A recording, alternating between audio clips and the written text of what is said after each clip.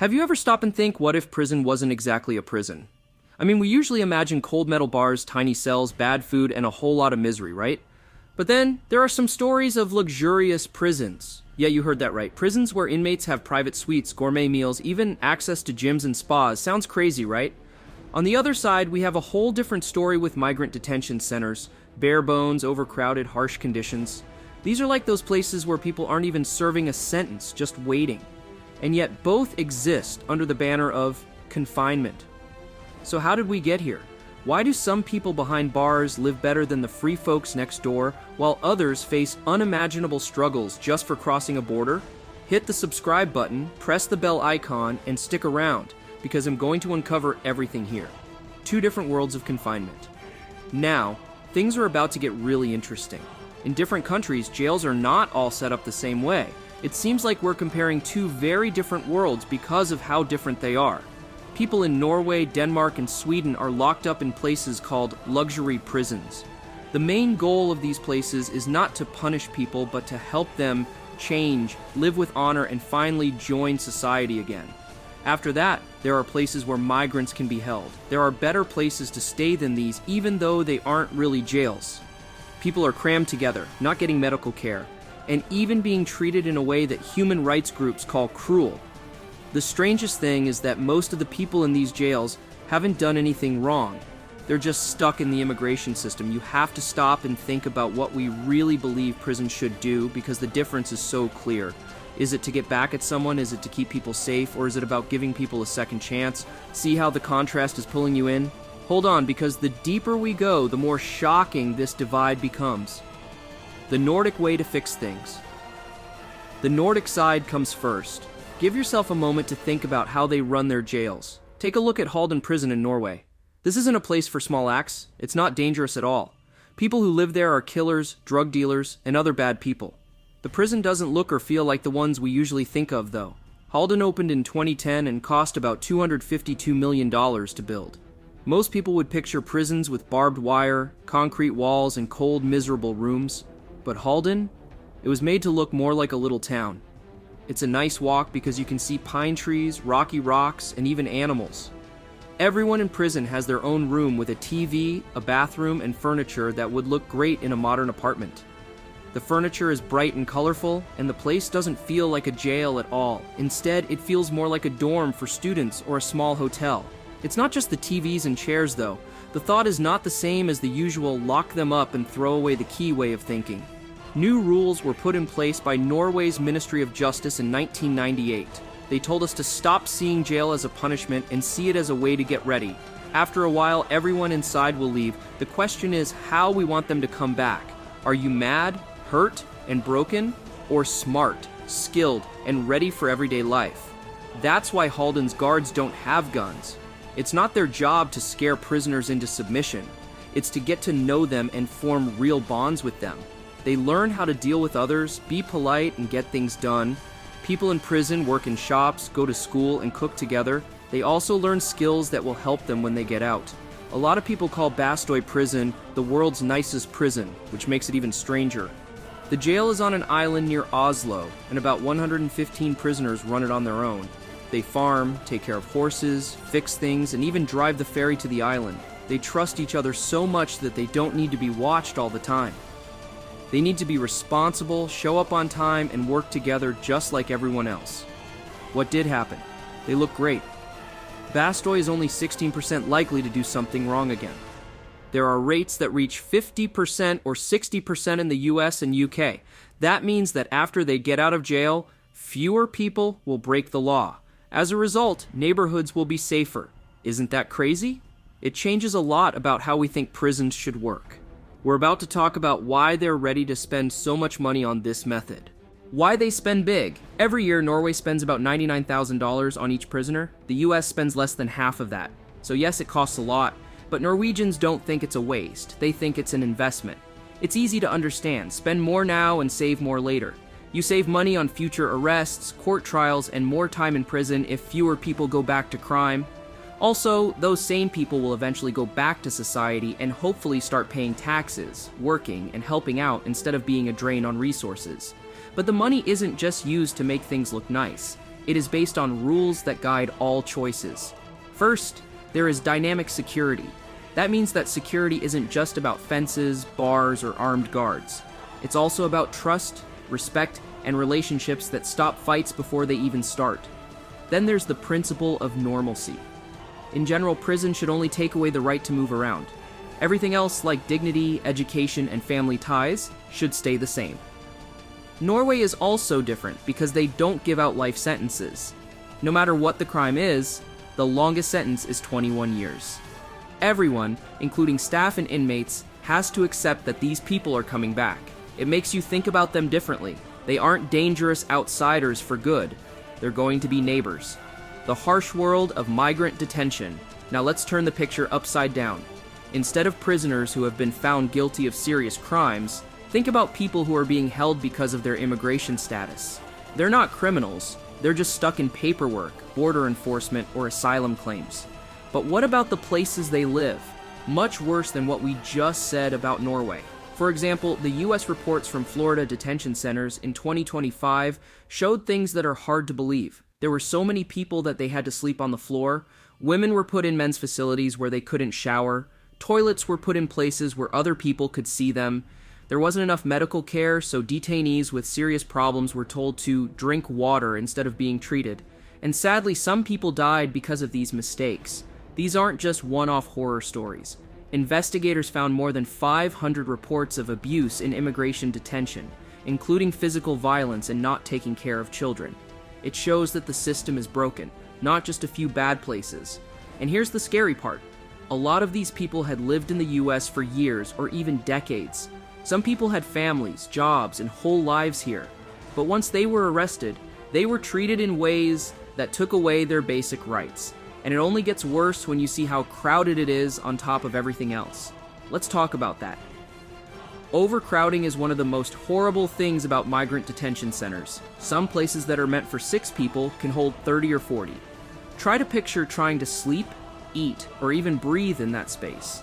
People used buckets to go to the bathroom. There wasn't enough room for everyone to sleep at once, so some had to take turns.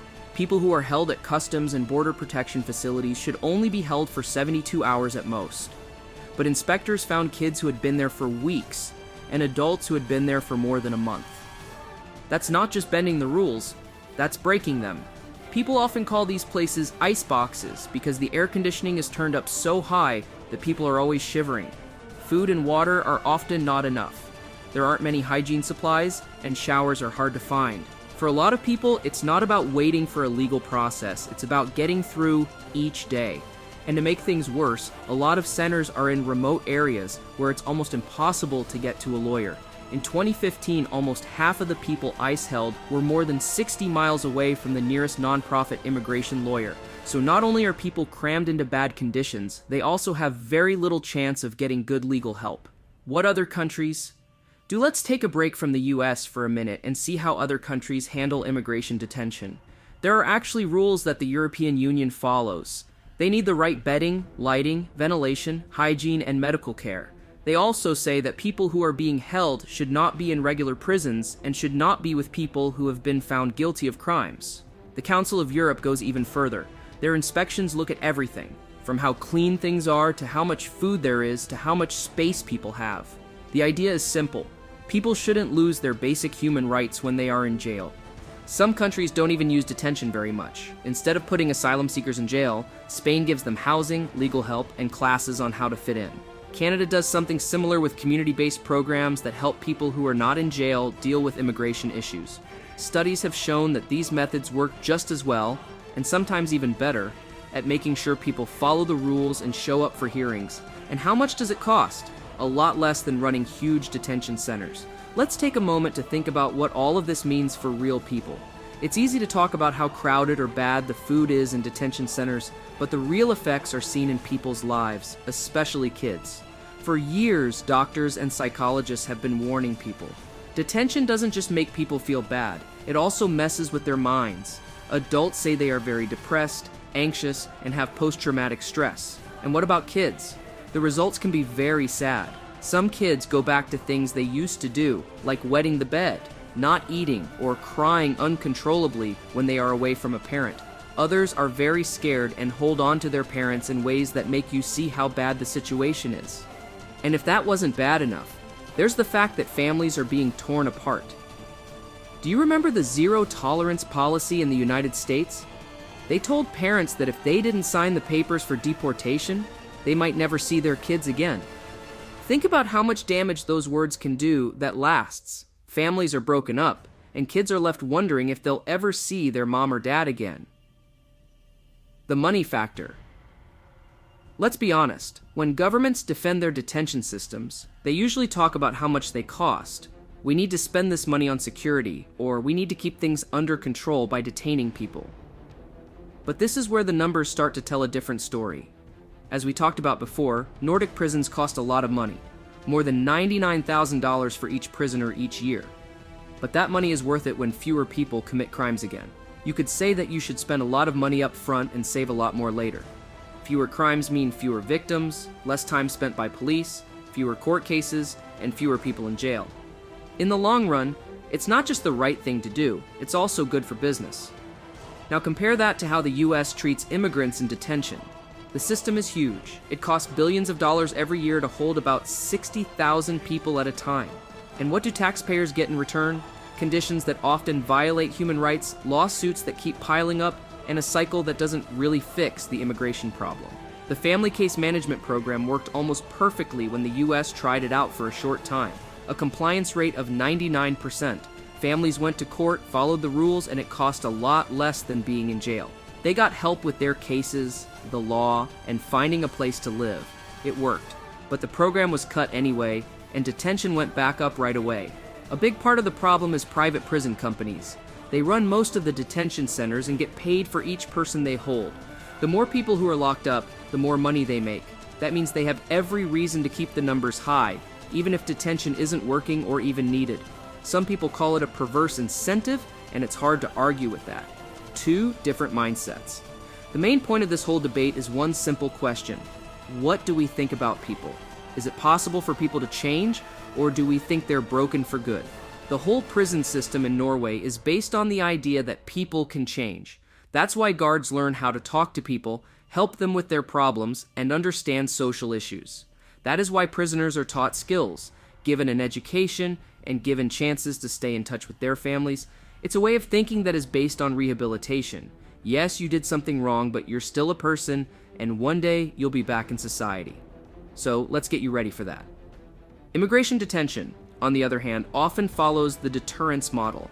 The idea is that if things are bad enough, people might not even come. Maybe people will hear that detention is terrible and stay away. But here's where that logic goes wrong. A lot of the people who are being held aren't there because they want to be.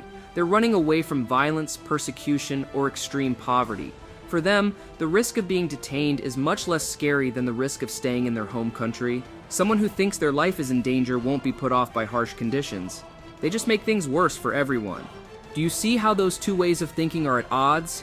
One is about getting people ready for the future and believing that things can change. The other is about trying to scare people away with punishment, even if that punishment doesn't work.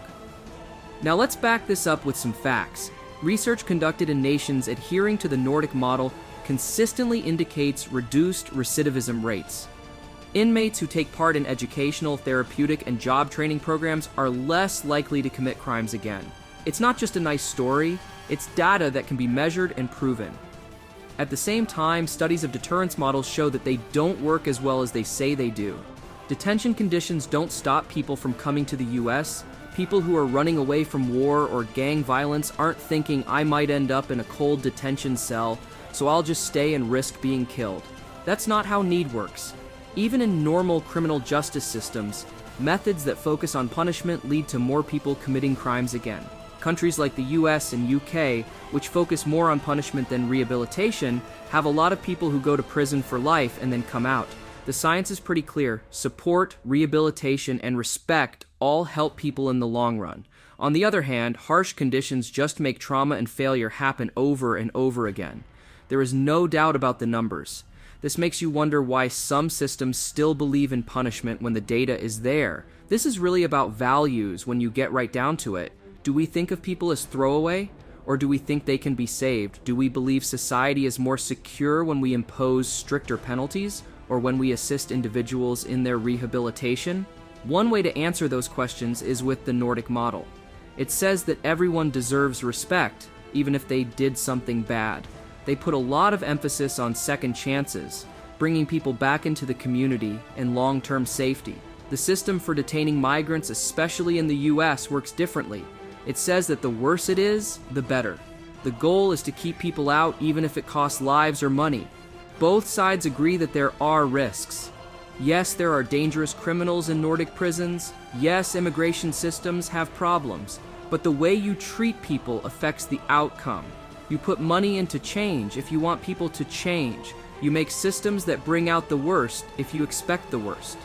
So, where do we go from here? That's the big, messy question. Because let's face it, changing entire systems doesn't happen overnight. But the lessons are there if we're willing to learn them. From Nordic prisons, we learn that dignity, education, and trust work. They reduce crime, help people re-enter society, and make communities safer. From migrant detention centers, we learn the cost of neglect and punishment-heavy policies. Trauma, deaths, and billions wasted on a system that doesn't actually fix the problem. Alternatives already exist. Case management, community housing, education programs that cost less and work better.